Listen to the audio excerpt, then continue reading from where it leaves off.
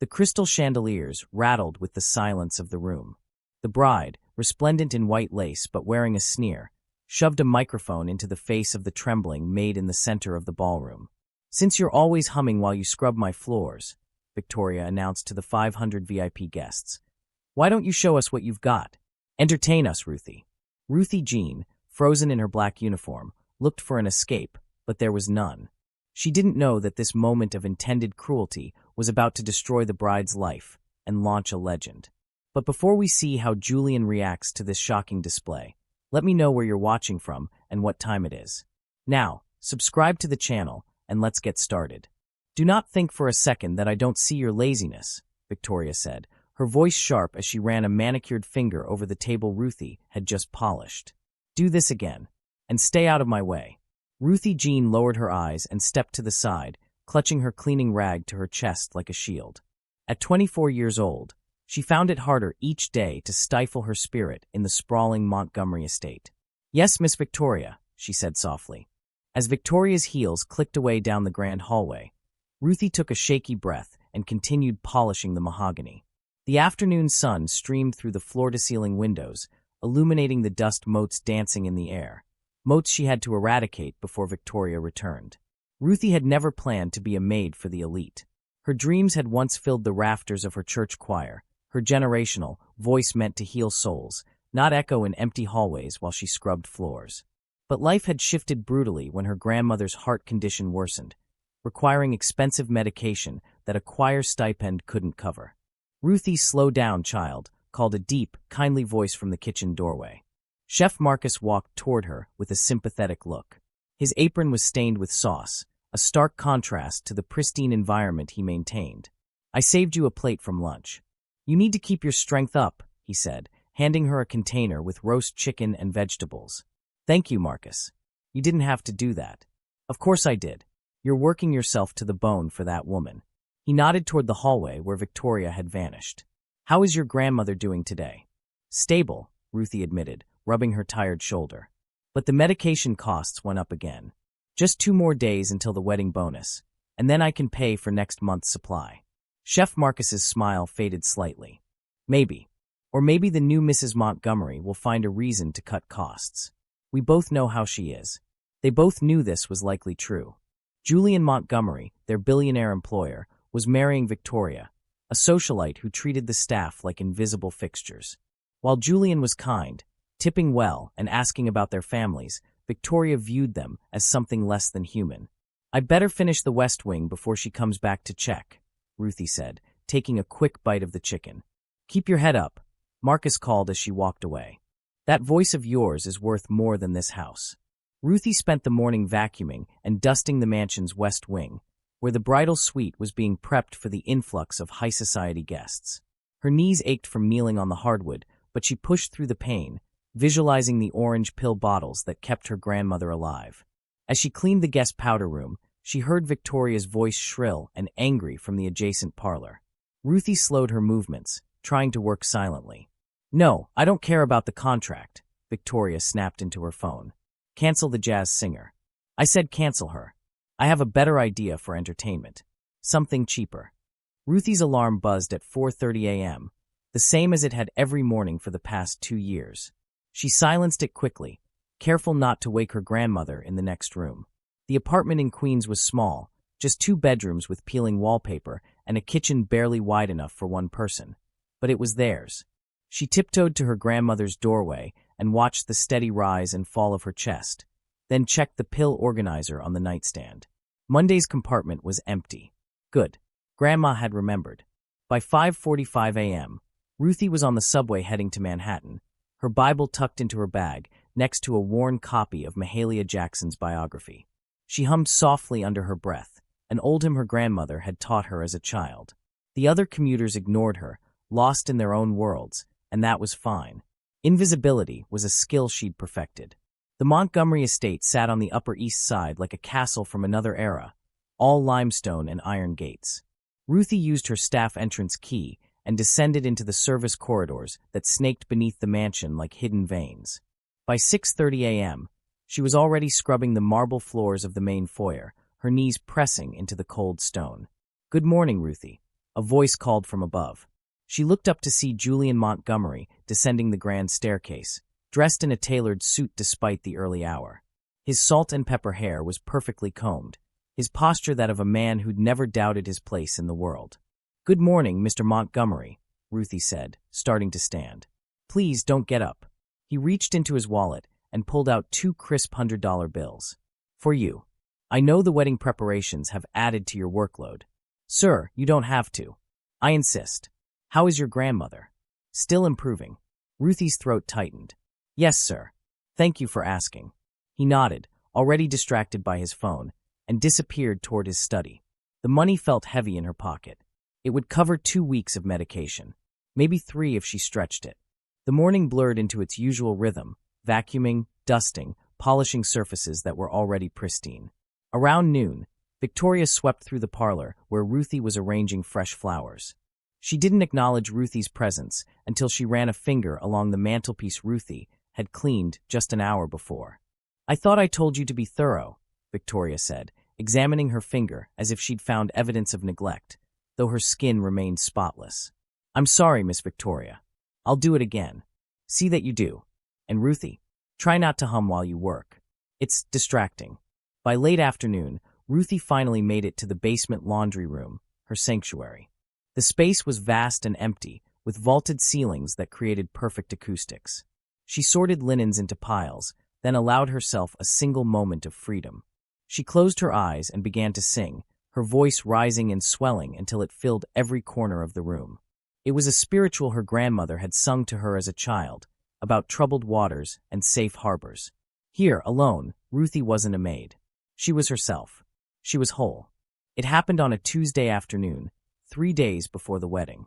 Ruthie was in the basement laundry room, folding Victoria's silk pillowcases with the careful precision she'd been trained to use. The acoustics down there were perfect, vaulted ceilings and concrete walls that made even a whisper carry. She'd finished her work early and allowed herself a small indulgence, humming the opening bars of "His Eye is on the Sparrow." Then she sang, just a verse, her voice rising and filling the empty space like light through stained glass. She didn't hear the door open, didn't notice Victoria standing at the top of the stairs, one hand on the railing, her expression unreadable. When Ruthie finally turned and saw her, she dropped the pillowcase. "Miss Victoria, I'm so sorry. I didn't mean to." Victoria descended the stairs slowly, her heels clicking against the concrete. She said nothing, just studied Ruthie with narrowed eyes, her head tilted slightly, as if appraising a piece of furniture she wasn't sure she wanted to keep. "You sing," Victoria said finally. "Not a question. An observation. Just at church sometimes, ma'am. I didn't mean to disturb." "You didn't disturb me." Victoria's smile was thin, calculated. "Carry on." She turned and left without another word, but something in the set of her shoulders made Ruthie's stomach clench with unease. The final days before the wedding descended into controlled chaos. The mansion swarmed with florists, caterers, wedding planners, and Victoria's entourage of bridesmaids who treated the staff like obstacles to navigate around. Victoria was everywhere, her voice sharp and cutting, finding fault in everything. "Are you blind?" she snapped at one of the servers who'd arranged the centerpieces.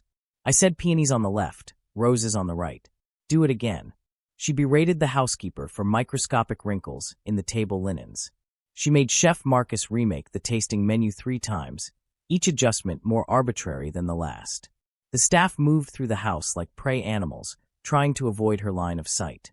Ruthie caught pieces of a phone conversation on Thursday evening. She'd been dusting the hallway outside Victoria's dressing room when she heard Victoria's voice, low and conspiratorial. "Yes, I understand you have a contract, but I'm willing to pay the cancellation fee. No, we won't be needing your services after all. I have something more authentic in mind." Ruthie's hands stilled on the banister. Something about Victoria's tone sent ice through her veins. That night, Julian found Victoria in the parlor, surrounded by seating charts and vendor contracts, her expression tense. He kissed the top of her head, but she barely acknowledged him. "Everything all right?" he asked. "You seem stressed." Victoria's smile returned, bright and practiced. "Just managing some last-minute details. Nothing to worry about. The wedding is already perfect.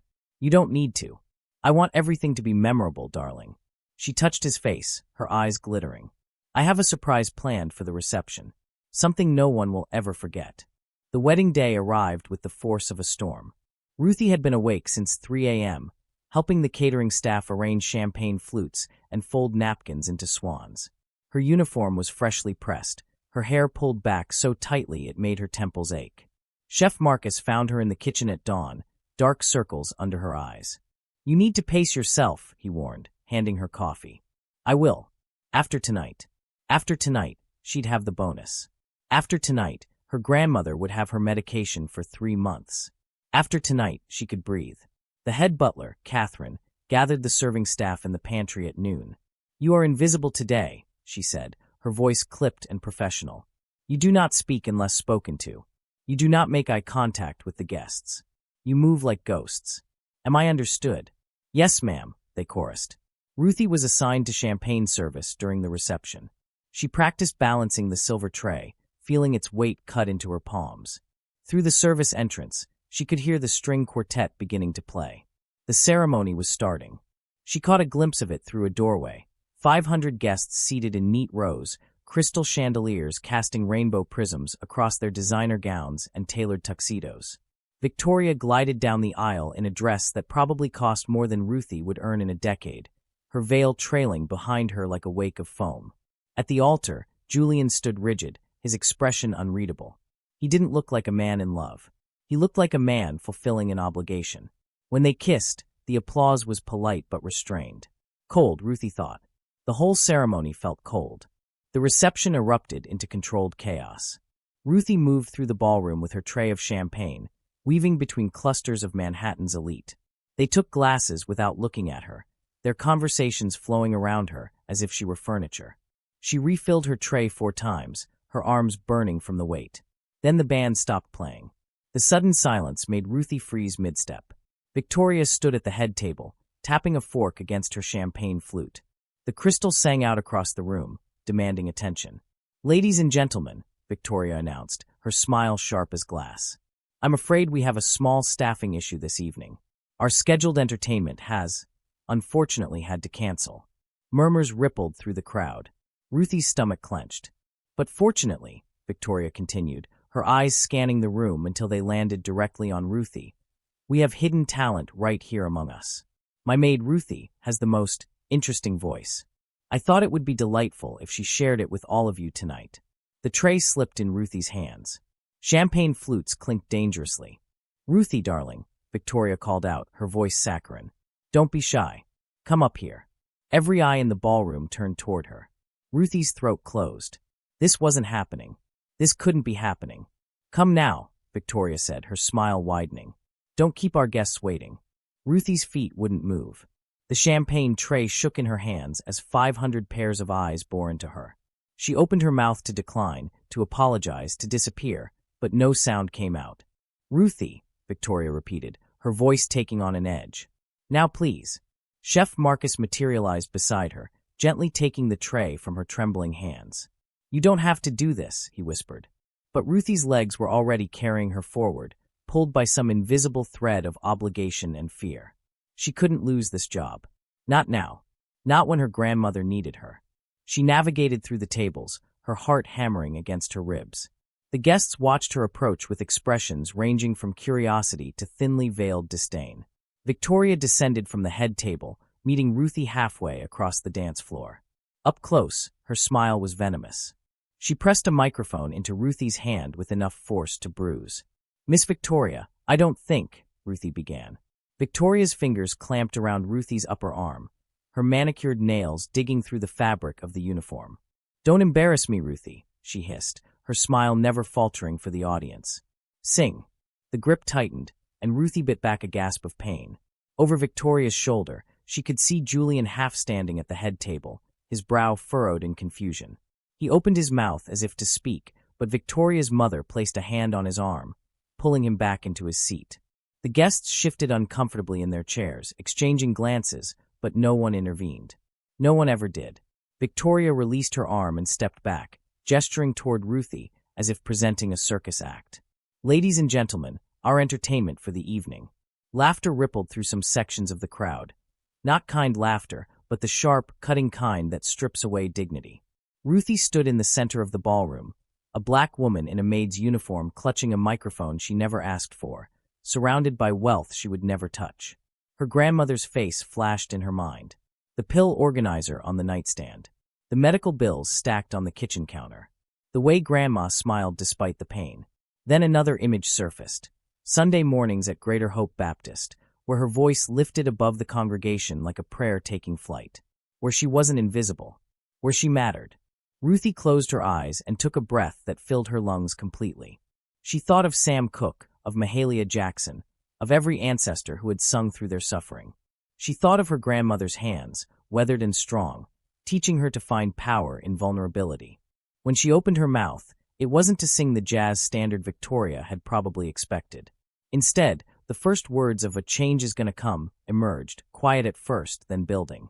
Her voice cracked on the opening line, not from weakness, but from the weight of everything she'd swallowed for 2 years.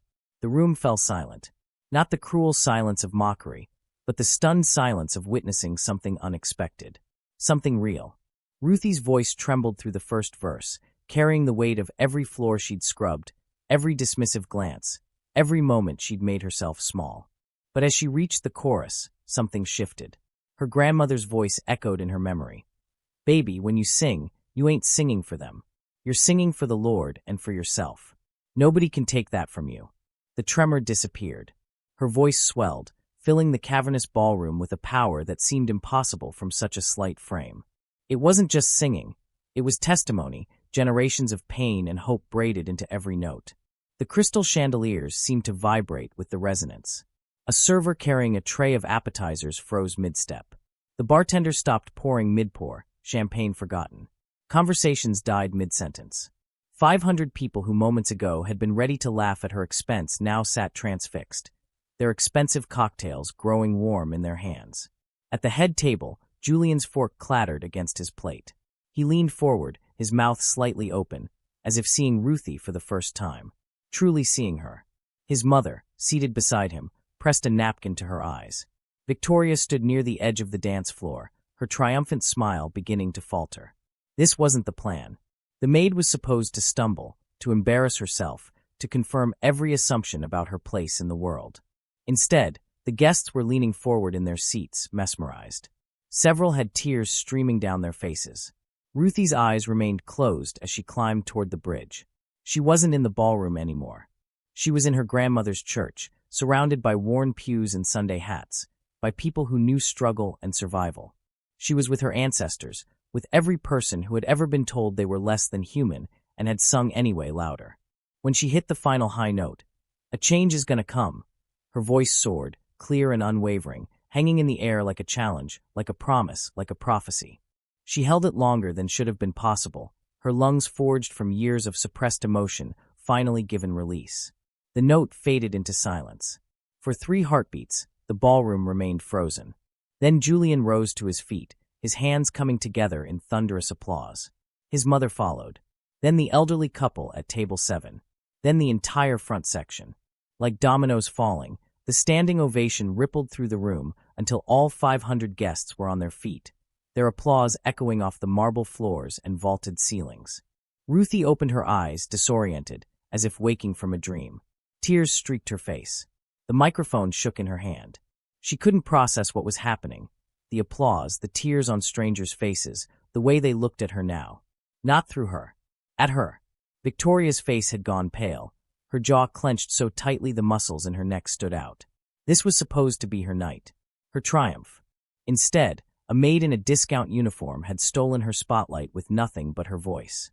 The applause was still thundering when Victoria stormed across the dance floor, her white gown billowing behind her like a storm cloud.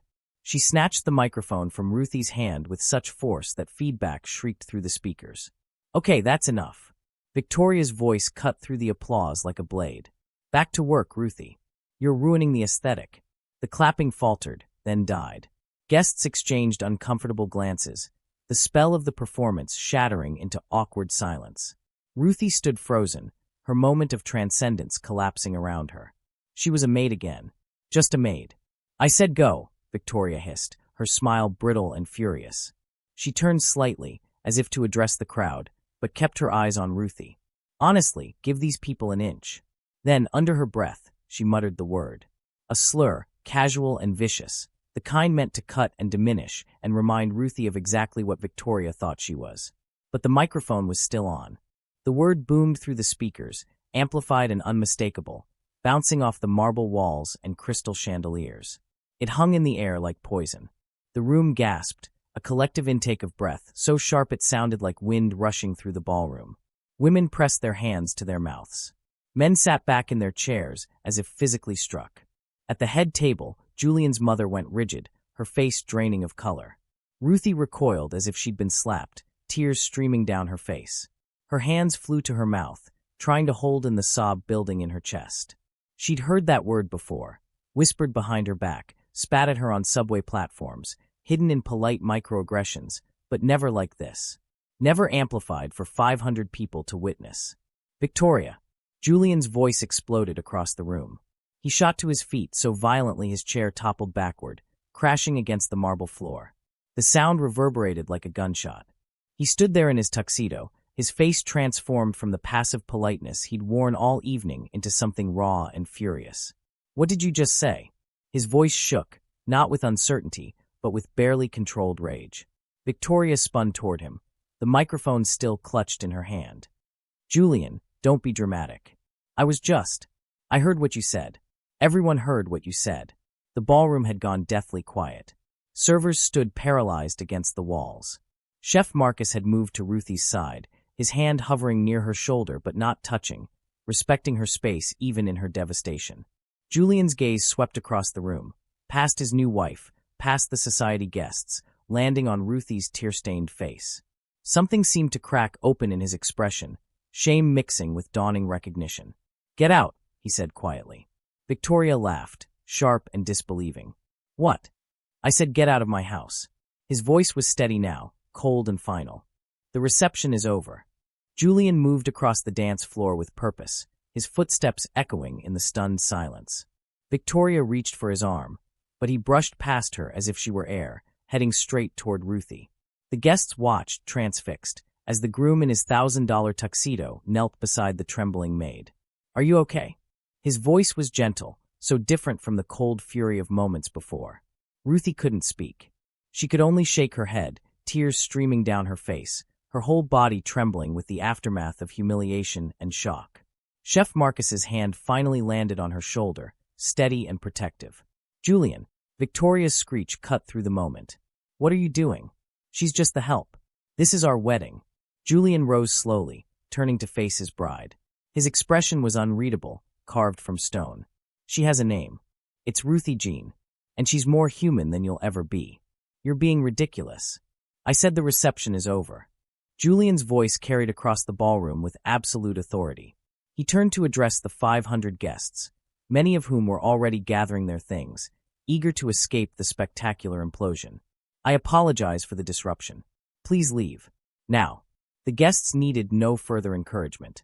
The exodus began immediately, a rustle of designer gowns and expensive suits heading toward the exits. Whispers erupted like wildfire. This would be the scandal of the season, maybe the decade.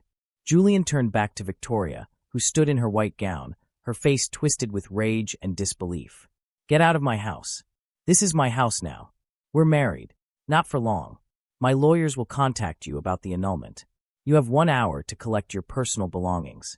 Anything you brought into this house, you can take. Everything else stays. You can't do this to me." Victoria's voice climbed to a hysterical pitch. "My family, your reputation." "My reputation?" Julian's laugh was bitter. "You just called a woman a slur in front of Manhattan's elite. I think your reputation is the one that's finished." He gestured to the security team stationed near the entrance. "Escort Mrs. Montgomery, Ms. Ashford, off the premises. If she refuses to leave in 1 hour, call the police." 2 security guards approached, their faces carefully neutral. Victoria looked between them and Julian, finally understanding that this was real. Her perfect wedding, her perfect marriage to Manhattan's most eligible bachelor, was ending before it had truly begun. "You'll regret this," she spat, venom dripping from every word. "She's nothing. You're throwing everything away for nothing." "No," Julian said quietly, glancing back at Ruthie, who was being comforted by Chef Marcus and several other staff members. "I'm throwing away something toxic. There's a difference. As security escorted Victoria toward the exit, the same guards who had been hired to keep the wrong people out, the irony wasn't lost on anyone. Her protests echoed through the emptying ballroom, growing fainter as she was led away. The shortest marriage in Montgomery family history was over. Ruthie moved through the now-empty ballroom like a ghost, collecting champagne flutes and abandoned napkins with mechanical precision. Chef Marcus had tried to stop her, insisting she go home, but her hands needed something to do. If she stopped moving, she'd have to feel everything that had just happened. By midnight, she'd changed out of her uniform and stuffed her few personal belongings into a canvas bag. Her locker in the staff quarters held almost nothing: a spare pair of shoes, her Bible, a framed photo of her grandmother. She'd always known this job was temporary, borrowed time before something went wrong. She just hadn't expected it to end like this. The night air was cold as she walked toward the bus stop 3 blocks from the estate. Her hands shook as she pulled her thin jacket tighter. The last bus to Queens ran at 12:45. She'd make it if she hurried. Headlights swept across the sidewalk behind her. A car slowed, and Ruthie's heart jumped into her throat. But when she turned, she saw Julian's Mercedes pulling to the curb. He rolled down the passenger window. "Ruthie, please. Let me drive you home. Mr. Montgomery, I can take the bus. I insist." His voice was tired, stripped of its usual formality. "Please." The drive was quiet at first, the city lights blurring past the windows. Julian kept glancing at her, as if searching for words that wouldn't come. When they crossed into Queens and the neighborhoods shifted from manicured to worn, she saw him taking it in: the boarded-up storefronts, the cracked sidewalks, the distance between his world and hers. "It's the building on the left," Ruthie said softly. The apartment building was 5 stories of faded brick with a fire escape clinging to its face like old bones. Julian parked and turned off the engine. "I'd like to meet your grandmother, if that's all right." Ruthie led him up 3 flights of stairs, the hallway light flickering. She unlocked the door to find Grandma Grace sitting in her armchair, eyes closed, gospel radio playing softly. "Grandma," Ruthie said gently, "we have company." Grace's eyes opened, taking in the white man in the tuxedo standing in her living room. She started to rise, but Julian crossed the space quickly. "Please don't get up, ma'am. I'm Julian Montgomery. Ruthie worked for me." Grace's gaze sharpened. "What happened to my grandbaby tonight?" Julian's composure cracked. He looked at the pill bottles lined up on the side table, at the worn furniture, at the water stain on the ceiling, at the dignity Grace maintained despite having so little. "Something unforgivable," he said quietly. "And I'm here to make it right." He pulled out his phone, made 2 calls, one to his accountant, one to his lawyer. Within 10 minutes, he'd paid off every medical bill, covered 6 months of rent, and set up a trust for Grace's ongoing care. "This isn't severance," Julian said, meeting Ruthie's disbelieving eyes. "It's an apology for what you endured in my house, under my watch." The video appeared online within 12 hours. A guest had filmed Ruthie's performance on their phone, and by morning, it had been shared 40,000 times. By evening, 2 million. By the end of the week, the clip had been viewed by 30 million people worldwide, each one witnessing the moment a maid in a uniform brought a ballroom of Manhattan's elite to tears. The comments flooded in. "Who is she? That voice is once in a generation. This is what real talent looks like." News outlets picked up the story, not just the performance, but what came after. Victoria's slur, Julian's annulment, the dramatic end to what was supposed to be the wedding of the year. Julian called Ruthie 3 days later. "I have a friend," he said. "Marcus Reed. He's produced for Beyoncé, Alicia Keys. He wants to meet you." "Mr. Montgomery, I can't." "Julian. And yes, you can. This is your moment, Ruthie. Take it." The meeting turned into a recording session. The recording session turned into an EP. Marcus Reed heard what millions had already recognized: that Ruthie's voice carried something rare, something that couldn't be taught or manufactured. Soul, shaped by struggle and refined by faith. Ruthie recorded in a studio in Brooklyn, her grandmother sitting in the control room, tears streaming down her face as she heard her grandbaby's voice through professional speakers for the first time. The makeover came next, but on Ruthie's terms: natural hair styled into an elegant crown, makeup that enhanced rather than masked, clothes that made her feel powerful instead of packaged. The performances started small: a jazz club in Harlem, a church in Brooklyn, then grew. Breakfast television, a late-night talk show, a festival in Central Park where 15,000 people sang along to A Change Is Gonna Come. 1 year after the wedding that wasn't, Ruthie stood backstage at the Plaza Hotel, preparing to headline a charity gala. The same ballrooms where she'd once served champagne would now hear her as the featured artist. She wore a midnight blue gown that flowed like water, her grandmother's pearl earrings catching the light. A knock on the dressing room door. Julian entered, impossibly handsome in his tuxedo, holding a bouquet of sunflowers, her favorite, not roses. "You look beautiful," he said, and the way he looked at her had nothing to do with employer and employee. It had everything to do with the months they'd spent together as he managed her career, protected her from exploitation, and slowly, carefully, fell in love. "Ready?" he asked, offering his arm. Ruthie took it, and together they walked to the wings. The announcer's voice boomed. "Ladies and gentlemen, please welcome Ruthie Jean." The spotlight found her as she stepped onto the stage, and the audience rose to their feet before she'd sung a single note. She found Julian in the front row, his eyes locked on hers, and began the opening notes of the song that had changed everything. This time, she sang it not as a maid, but as herself. Finally, completely, triumphantly herself. If Ruthie's journey from invisible maid to celebrated artist moved you, don't keep this story to yourself. Hit that subscribe button and share this video with someone who needs to hear that it's never too late for their voice to be heard. Your support helps us bring more inspiring stories like this to life. What did you think of Julian's decision? Let me know in the comments below.